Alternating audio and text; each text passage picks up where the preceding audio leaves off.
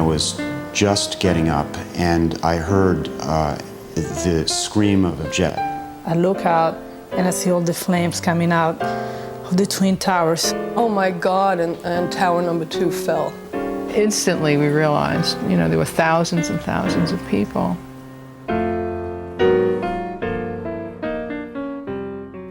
I'd never heard a sound like this before in my life, and I remember just gripping the edges of the bed, holding on, thinking this is going to hit very close.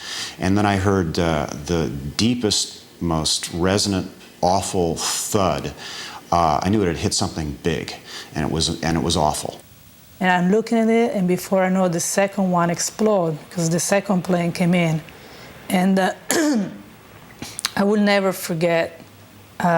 You know, that explosion, like the images are very vivid into my mind. And then all of a sudden, the first one started to fall.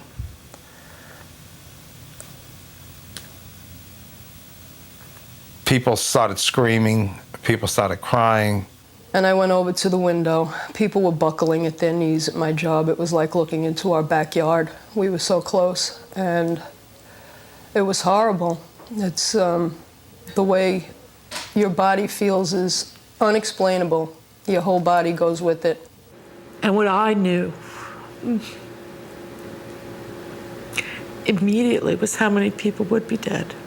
I called my friend's mother, and she hadn't heard from him. And I guess, you know, here's when I just broke completely down. And he was a very good friend of mine. And what was funny was he had a lot of fears. I believe he suffered from mild paranoia. And he was just starting to feel better. They found the right medication for him. And when I was at his memorial on Tuesday, there were some people that he worked with there, and of course, the family had asked how come they got out, and Dennis did not. And it was because Dennis was trying to pull this woman out from under her desk who was hysterical. And I guess he was feeling better. I'm sorry.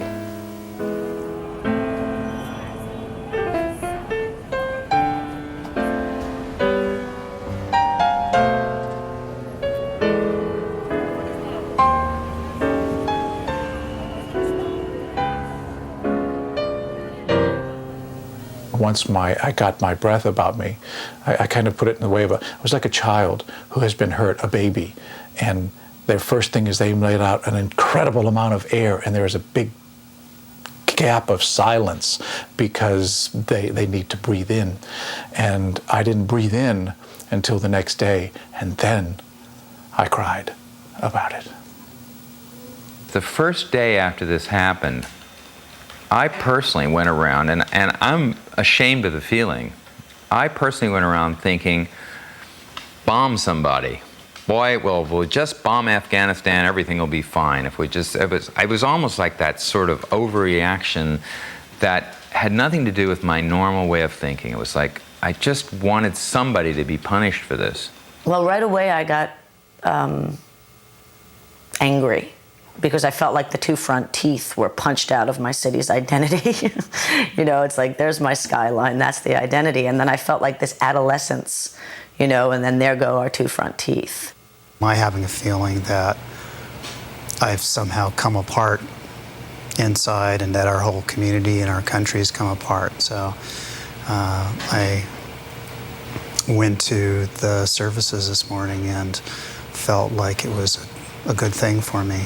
It feels hard being human and trusting, you know, trusting that we're all gonna make the right decision.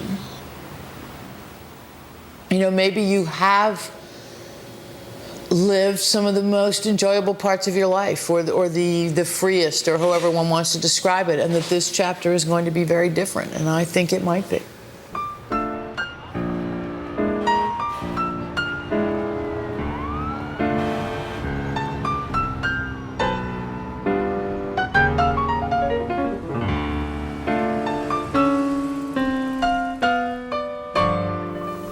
One fire sergeant that I was standing with the other day, he was standing by the rubble, and we stood there together. clearly had a lot of pain going on and didn't really want to talk about it. And after about 20 minutes, kind of nodded his chin and said, "My brother's somewhere in there." It was at that moment that I think a lot of the day's events sort of came into a mold to me, or they sort of cemented, and I'd finally caught up with the reality that was happening around me. And it was so sad. So many people died, you know, and it was incomprehensible, but at the same time, the courage that it took for them, the souls of those people to leave in the way that they did, was something that I began to really get in touch with. When I realized that the dust that's in the air is the remains of people, and when it occurred to me that I had probably taken these particles into my body, my response was, how extraordinary. I felt a responsibility to become a holy place, to become a peaceful place, to offer my body and my home as a place of rest and goodness. And that is an awareness that I would love to keep with me.